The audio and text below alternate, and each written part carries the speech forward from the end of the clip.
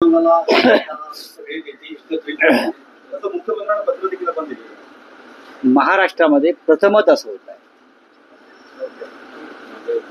हे विरोधी पक्षाचं शिष्टमंडळ नाहीये. आतापर्यंत विरोधी पक्षाचं शिष्टमंडळ म्हणून आम्ही निवडणूक आयोग असेल, राज्यपाल असेल, त्यांना भेटून कैफियत मांडण्याचा प्रयत्न केला.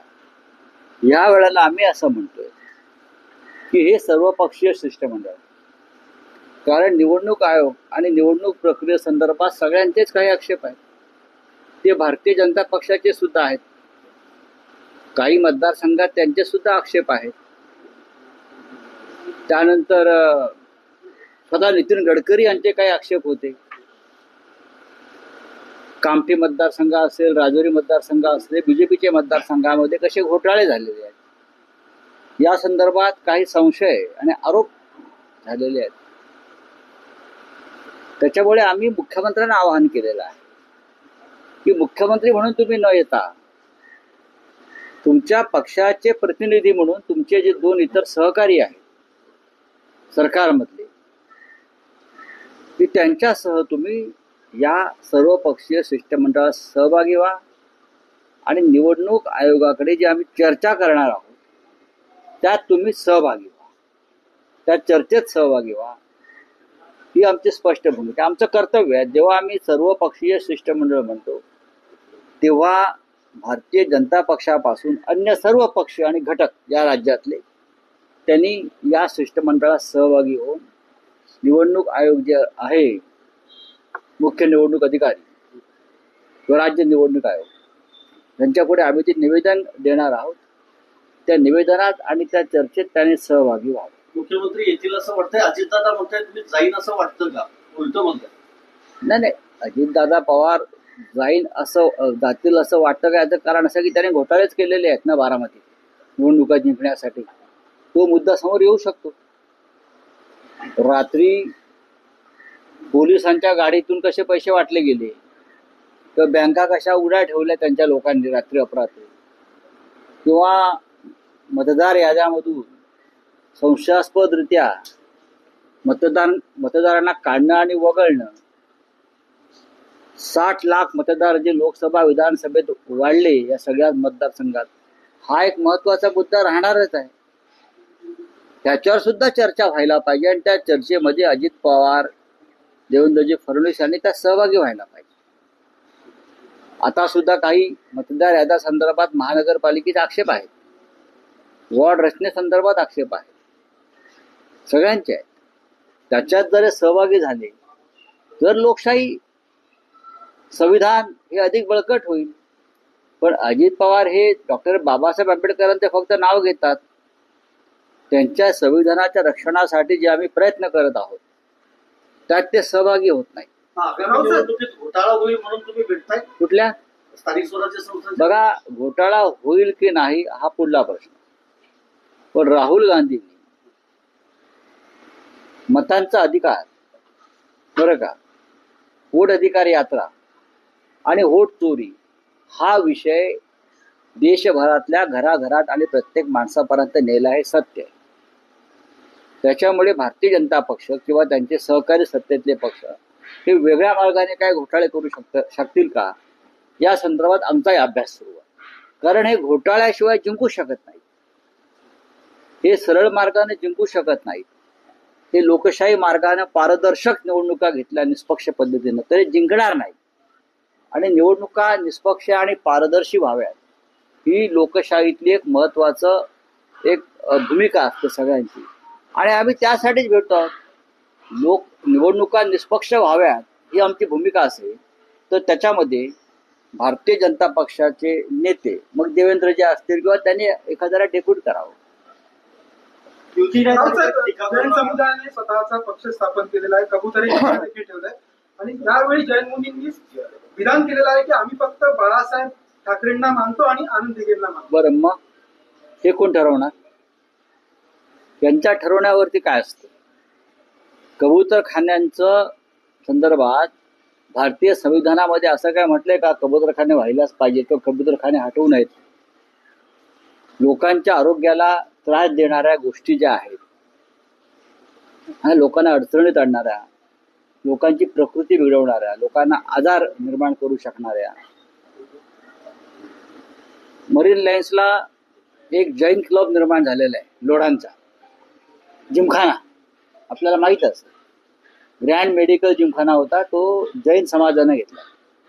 तर त्याचं जे मैदान आहे त्याच्यामध्ये कबूतरखाना करावा ना, 100% करावा. आम्ही तिथे जाणार दाणे घालायला येऊ कबुतरांना. आम्ही सुद्धा मानवतावादी, दयावादी, भूतदयावादी आहोत. हिंदुहृदय सम्राट बाळासाहेब ठाकरे यांच्यासारखा भूतदयावादी नेता नव्हता. उद्धव ठाकरे आणि बाळासाहेब ठाकरे यांच्यामध्ये तुम्ही भेदाभेद करू नका. उद्धव ठाकरे साहेब त्याच पक्षाचे प्रमुख आहेत जो बाळासाहेब ठाकरेंनी स्थापन केला, लक्षात घ्या. आणि आनंद दिघे त्या पक्षाचे जिल्हा प्रमुख होते ठाण्याचे. एकीकडे तुम्ही आंबरडा मोर्चा काल काढलेला आहे, आता सरकारनं निर्णय घेतला शेतकऱ्यांच्या कर्ज वसुलीला वर्षभरासाठी स्थगिती. पण आमचा हा आंबरडा मोर्चाचाच परिणाम आहे ना. शेतकऱ्यांच्या जीवनाचा जो उकिरडा करून ठेवला या सरकारनं, त्याच्या विरुद्ध आंबरडा मोर्चा होता. आणि त्याच्यामुळे सरकारला आता मराठवाड्यातल्या शेतकऱ्यांची काळजी घ्यावी लागेल.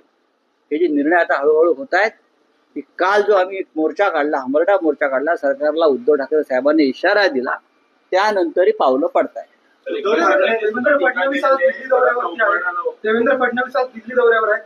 काही सूत्रांची माहिती, काही अन्य राजकीय घडामोडी त्याला जोडून काल सुधीर मुनगंटीवार दिल्लीमध्ये होते आणि त्यांनी देखील अमित शाह वगैरे यांची भेट घेतली. एकाच आठवड्यात कोणत्याही प्रकारे वक्तव्य केलं नाही की कशासाठी भेट घेतली. आज देवेंद्र फडणवीस दिल्लीमध्ये काय वाटतं, काही राजकीय उलटापालट होऊ शकतं? काय ते होणार राजकीय उलटापालट?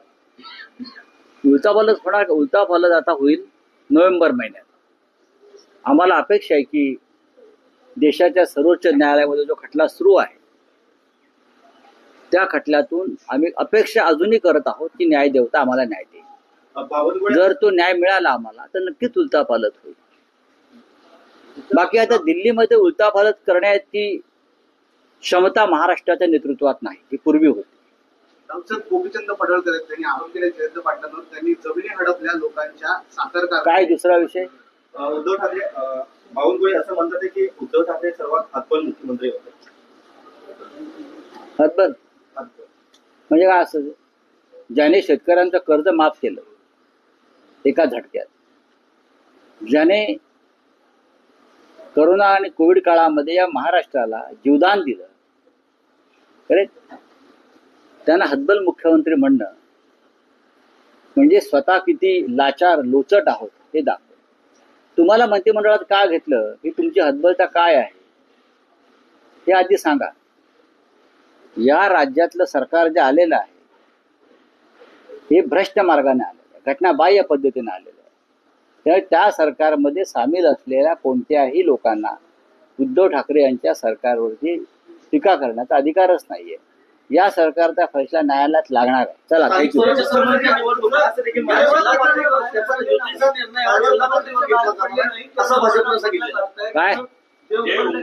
किती वेळा बोलणार आहे?